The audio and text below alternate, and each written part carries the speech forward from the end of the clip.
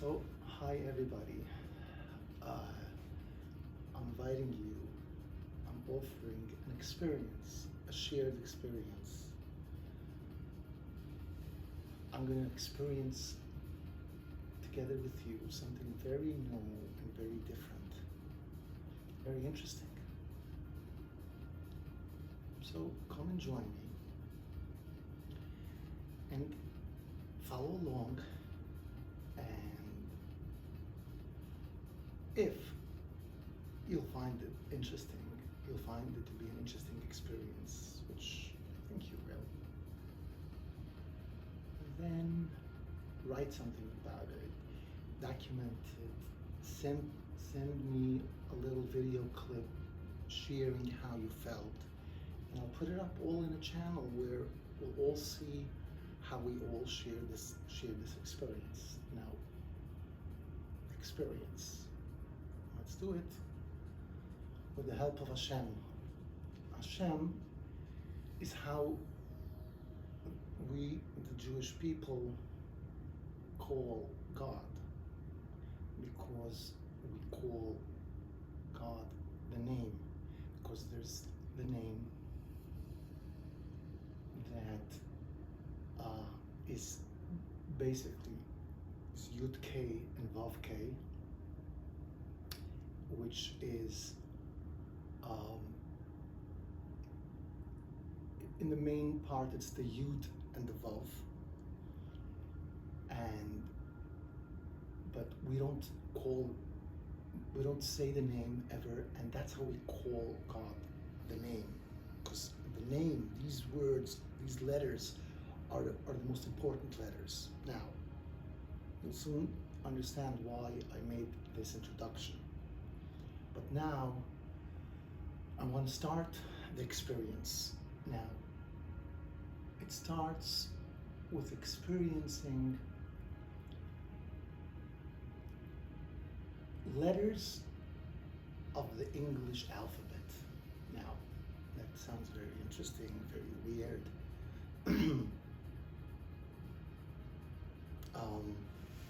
Just a second. Let me make it a little lower.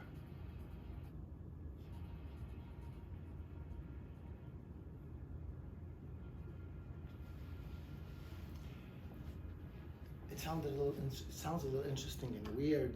What do I mean? But let's go ahead. Join me. Open up your minds to see what I see, maybe. So I'm starting with the letter Q. So let me, with the information that I have, with the concepts that I already know, let me just start by sort of asking myself, what do I experience with the letter Q? And opening myself up as well to this experience. Now, the letter Q is an interesting letter, very interesting letter, a very unique letter. One of the few letters in the English alphabet that are really comprised of two existing letters. Q is K-U, Q.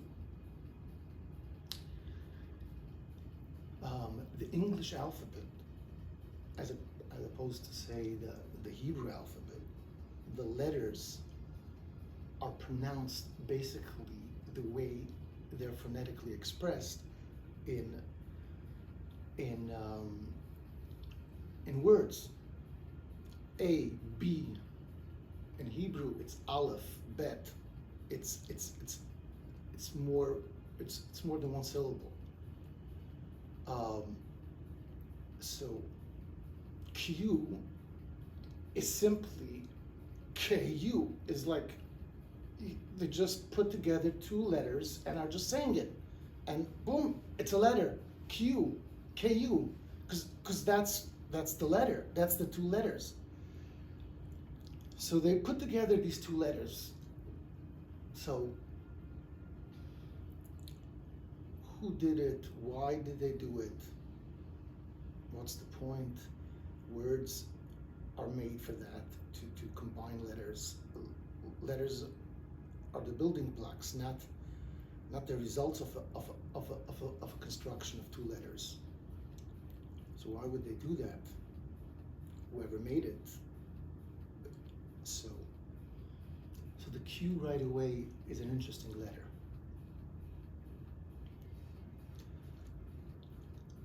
But it gets more interesting. It gets more interesting and more beautiful, actually.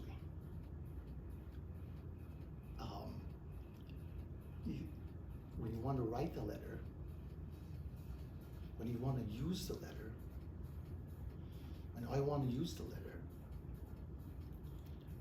I have to add a U. I have to add a U. Without the U, I can't use the letter. Isn't that weird? Like, what kind of letter is this? You have to add a U, add another letter, and then it becomes the sound of a W, kwa. It was KU, and now it's kwa. But what happened here is brilliant. It's a KU. You add another U.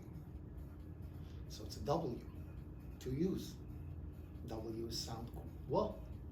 So from Q, adding a U, it became kwa. So that's right there, the beauty, the amazing beauty of this letter, where it has in itself a combination of two letters, and one of them is the U. And then we add so creatively another U, and it creates the W sound. It's a W. So I see an intention here, so I experience here where the U is meant to be combined, and through the combination to bring it to the W, which, to the W sound, which the W sound is really a double V sound, because V, if you have to say it longer than V, you have to be softer. V. So it's the W. That's the double V becomes the W sound. Now, you call it W, and it turns into the W sound, just like we're actually playing it out in the Q. The letter itself is so interesting that it's how it's called W, but it's written and pronounced as a double V, as the W. So now the academic explanation of all these is that it's evolved, it mutated, it got corrupted, it changed haphazardly, but that doesn't work for this kind of reality that I see. So I have this cue that I clearly see how there's an intention of connecting two U's to make it a W, and how the letters are asking me to do that connection. In the W, we do it by simply uttering the letter and knowing that it's a W sound, we're actually connecting the y sound and the w sound.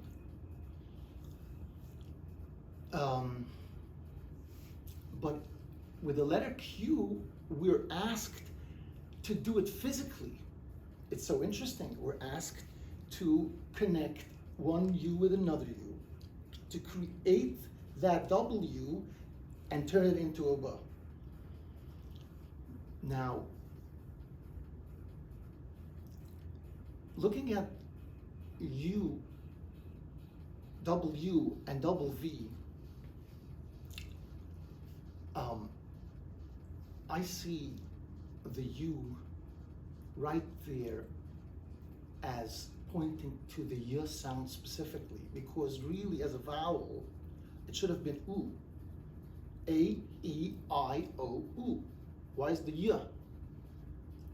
Well, the most important letters in the Torah, and maybe those who wrote it, to those who created the letters, the Bible, the Hebrew Bible, the most important letters are the Yud and the Vav. The Hey is a sort of more of a way of expression, how to express the Yud, and the same as with the Vav. It's like in the English language, and interestingly enough, it's very much obvious where every H, like PH becomes a softer P, SH becomes a softer S, TH becomes a softer T. It's all the H makes it softer. So it's the same, it gives it a certain way of expression, but the actual letters is the Yud and the Vav. So we're talking about U, V, and now we have W that turns into a V. And in the Hebrew letters, Yud is a dot, and Vuv is a line, which is, once it's more than one dot, the minimum, 2 dots is a line. So a W, Yud, is a Vav, is a W. W is a Va, becomes a Vav. So, and you know, this understanding is not like some kind of a gematria and some kind of a far-fetched thing. This is like very obvious and simple. You have to put in another U, and they want you to turn it into a W. And W itself is 2 U's makes into the W sound. Now, just look at the W. What kind of letter is called by how it's doubled? Now, why would we even double an existing letter? Like, they ran out of shapes and circles and lines that they had to take an existing letter and double it. And then, you know, obviously it's called W and really it's W, which, aside from the typical explanation of being confused and people confused it around, which the Q very much takes away that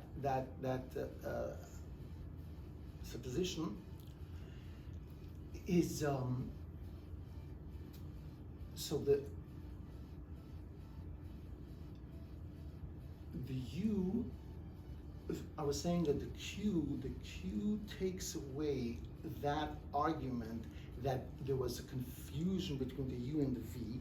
So what we have is a letter that's called by the fact that it was set up as a double of another letter. That's very interesting, but when we consider what we experienced till now, where we want two yuds create the vav, the wa. Now, in concept, I understand that two yuds, because yud is a point. A point.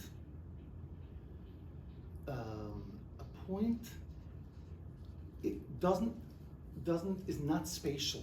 Doesn't take up space. So obviously there's no time involved because space and time are interconnected. So only when it becomes an expanse, it becomes a line, that's when it becomes an existence in the physical sense. So our world has to come from a yud. We have to bring it into the world. It has to become a vav. So together, the yud and the vav. While I don't know exactly how this, all the details of it, but it's pretty obvious that two yuds, two dots, create a vav. And vav is a line in the Hebrew alphabet. So, and vav also means continuation. Continuation in the definition of the letter vav. Every time it's in the beginning of a word. So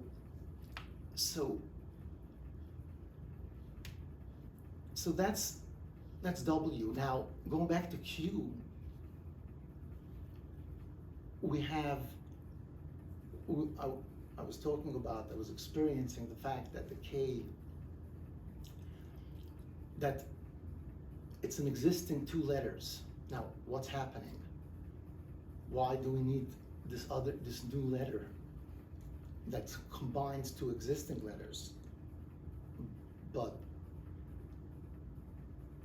actually, it's not the only time that the K is used besides its original place, because X, we have the same story. Now let's take away the E. The E is not part of the letter. It's like ML, which the E is not there. It's like when you say tax, fax, you don't have an E. It's X. The X is a K sound. We just say X, just like we can't say sound, we say M. So X is kiss, which is basically KS. So again, it's interesting, the letter K is combined with another letter and made as a new letter. So we have K 3 times. Now, what seems on the face of it, I mean, looking at the simple understanding of Q, in the graphically speaking, we see that it has, I see that it has a circle and a line cutting it sort of out of it, from inside to outside, like barging through or something, right? Something to that extent. Now that is the same idea that's being played out with the two U's. When we're adding the U from the outside and the U from the inside, we're also having that same kind of thing, because really a line, that Q that has the line, a line, as we said, is two dots. So we have the Yud from inside the line, from outside the line, the Yud from inside the line, from inside the circle, and together it creates the line, it creates the Vav, the Wa. So the graphics of the Q, amazingly, awesomely, are actually doing the same thing as what we do when we are physically adding the U. And also what we do when we pronounce even the W, every time we say W, we are saying W and we were thinking W. So we're also then sort of doing that connection. So that's Q, right? So that kind of concept is pregnancy, is giving birth from inside to outside. So it would seem so straightforward that K is king and Q is the queen, meaning, and we're talking about in the level of the way, at least the way the people who wrote it, or the way Hashem made that the letters should bring out these ideas. You see, because these ideas, letters, are very important. Ideas in letters are very, very, very important, because the Baal Shem Tov explains that letters, words are how we define reality, and if we understand the way the Baal Shem Tov does, that consciousness is the whole reality, then, and consciousness is not a physical entity. And if consciousness is the whole reality, and that gets defined by words, so the words are the basic building blocks of reality. And if every reality has to be defined in consciousness by words, it means that everything starts with these letters. And if letters are giving us a certain message, that's what permeates our entire being. So it's not a trivial matter, I think. So what we're seeing is the K and the Q. The Q, the way it's shaped, and the way what we're asked to do, the U, to connect to U's, to make it a line, to make it the V, to make it the W, the Vav. It's very clear, and Vav is expansion, bringing it to reality. It's all there. So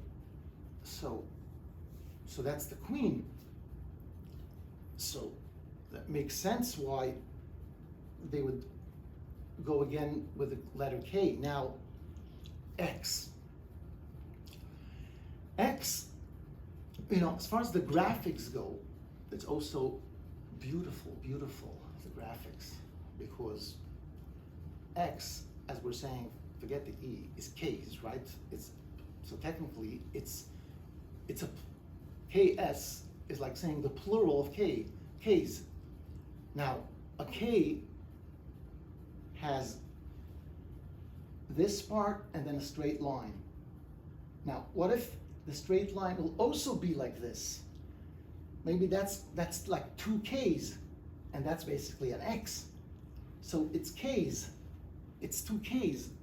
So the graphics and the way we're saying the term, which is the phonetics, which is KS, is actually a plural of K, is actually works together, coincides very interestingly, amazingly. And add to that, K's is kiss. And what's the concept of a kiss? As opposed to just touching. A kiss is where we touch, we connect in a way where with that connection, we're focusing that entire entity to that one point, and that's how we're connecting. It's not just a touch, it's like everything is focused on that, and that's how we connect. Now, That's exactly this graphic of connection right at the point. So that's the letter X. Case, kiss. Now, what could be? What's case? What's the idea of two? So it's like two K's, two kings, two. What's the point? I mean, queen. So it could be like there's a king, queen, and then there's the next generation, the K's. But I'm not sure how to, how to understand what we're trying to convey with that. But something I understand, something that sounds amazing, is that besides what I just experienced here, the understanding of the letter W and X, there's another understanding that's also very interesting. Because as I just made aware that the letters W and X both are phonetically and graphically a doubling of an existing letter. And those are the only two letters in the English alphabet that do that. So besides the other reasons, there's something else that seems to be a very interesting reason. Now, so why would they double a letter? And they call it that way? So as I said, I experienced one way of understanding it, but there's also another way. The letter W. Now, see, the world is used to saying, we're all used to saying 1 + 1 is 2, and that's like almost the bedrock of everything. 1 + 1 is 2 is like, I mean, technically the argument is I'm not even adding any information. I'm just saying 1 and another 1, I would like to call it 2. So I'm not adding any information.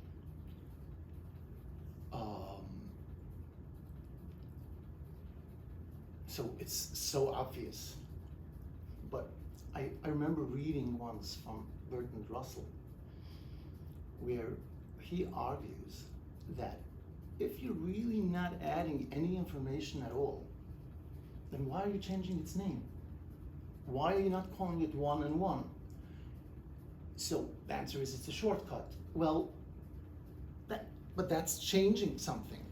So how do I know that shortcut is real? Like, if you're changing something, that's additional information, that's different information. So that's an interesting argument. But I'm saying, I see it, that 1 + 1 is never 2.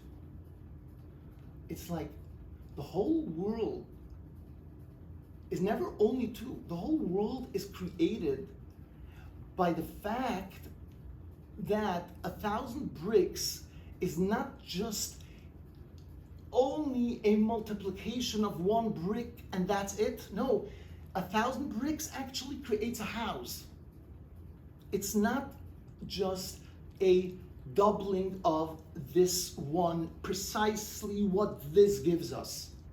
It somehow gets added. Now we're so used to that, we sort of discount that and say, yeah, but that doesn't mean that it's more than these 2 bricks. But that's a little weird, because if you realize the fact that there is more going to happen than 100 times this 1 brick, obviously something is wrong in the way you're perceiving this whole setup, because you're saying things that somehow are,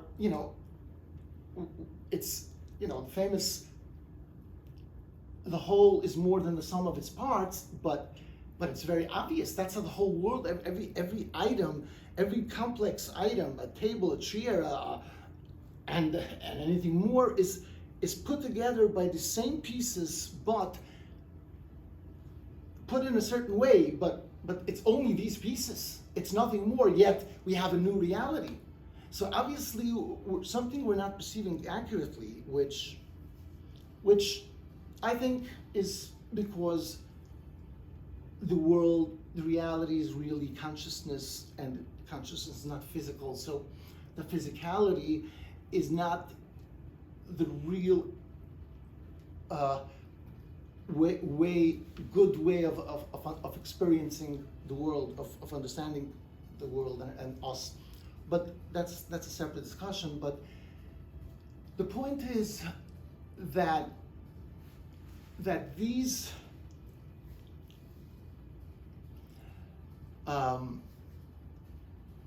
bricks or anything else show us that 1 + 1 is new, not 2.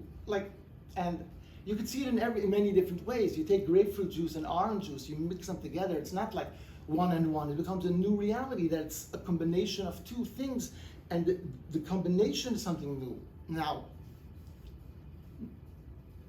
letters also show that, because letters create words, which is something completely new than just letters, which are very basic, simple realities of sound, of different sound. So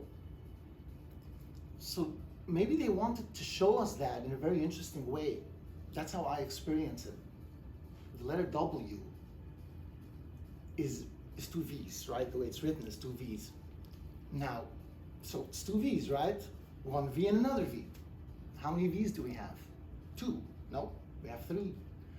There's an upside down V as well, which is basically in the most powerful way showing that 1V + 1V, by connecting it just the way it's connected, you actually have another V.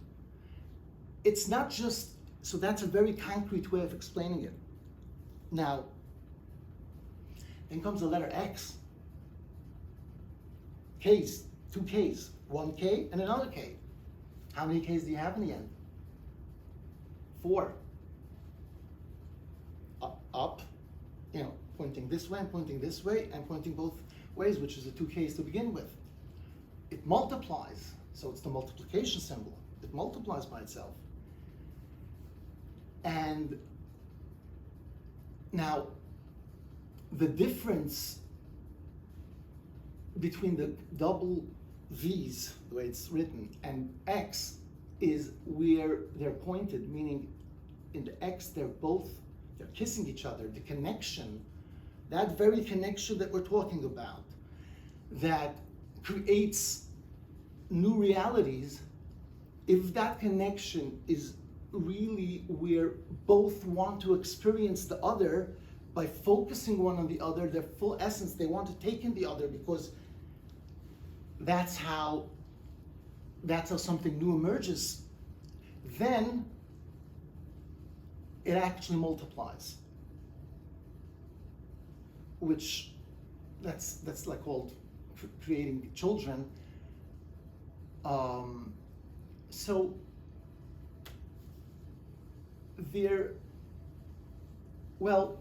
there's also another point, that the letter Q, when it changes from a U to a W sound, now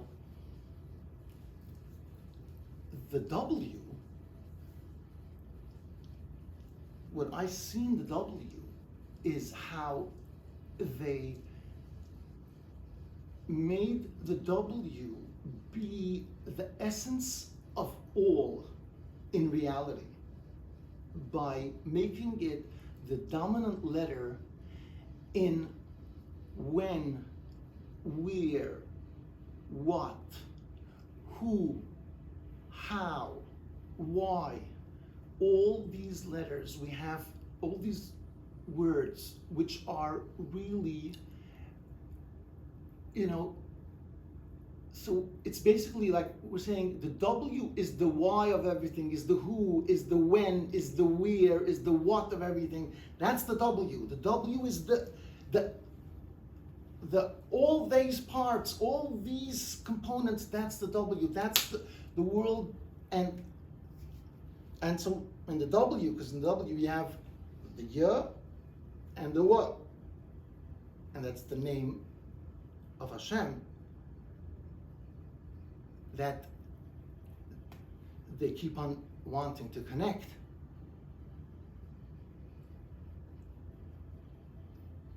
So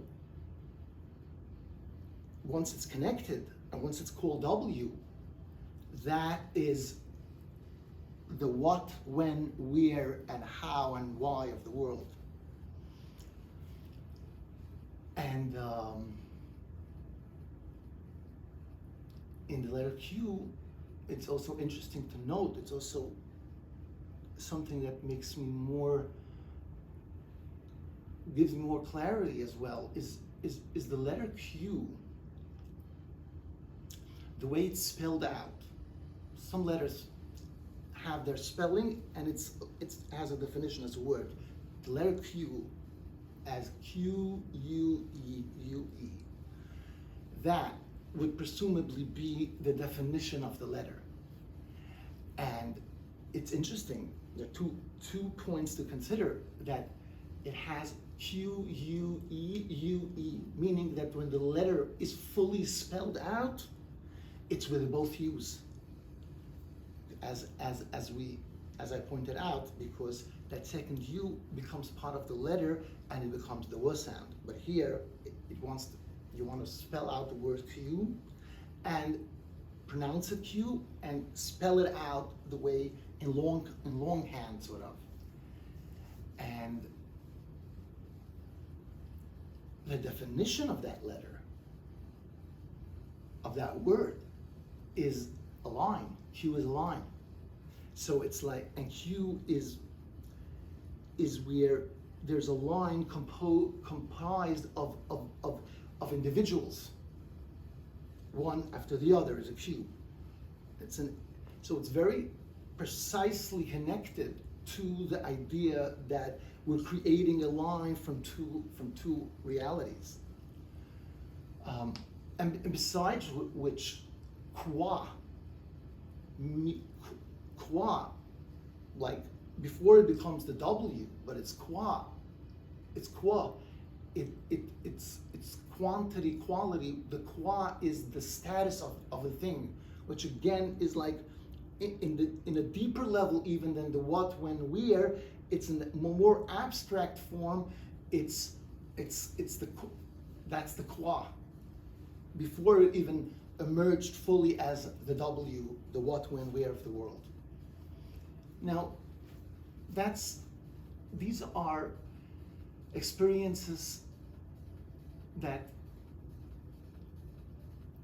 I find to be real, and because of the sheer impossibility of it being a coincidence or just some fanciful, maybe clever imaginations, because it just is, a detective, when tries to figure out clues, says, well, this is not likely that this happened just in the right time. And like all these different pieces are just too well aligned to logically be anything else than these kind of intentions. Now, who made these, how it came about? I mean, academia argues that there's so much evidence, supposedly, that it's all so corrupt, and the language, and they supposedly know the letter Q specifically, how it became added, taken away, little things, and something like that, and that's how it ended up being this. Now, how could that be when we see such clarity in a different way? Did Hashem work his wonders in the language, or were they geniuses, like so it's genius one way or another with the two dots to create a line, the two yuds to create a vub, the two yus to create a wa, and how wa is the what, when, where of the world. It's just there. So yeah, I had an interesting time now sharing this experience. It's also going to make it stronger for me. So thank you, and by sharing along with me, telling me about it, and I'll share it with everyone. It'll bring about new, because I think it's only scratching the surface. There's something very special. You know, the language, the alphabet is secular, right? But secular, in my understanding, everything is Hashem, and Hashem works all over, in every way. So I see it something so beautiful. So, l'chaim.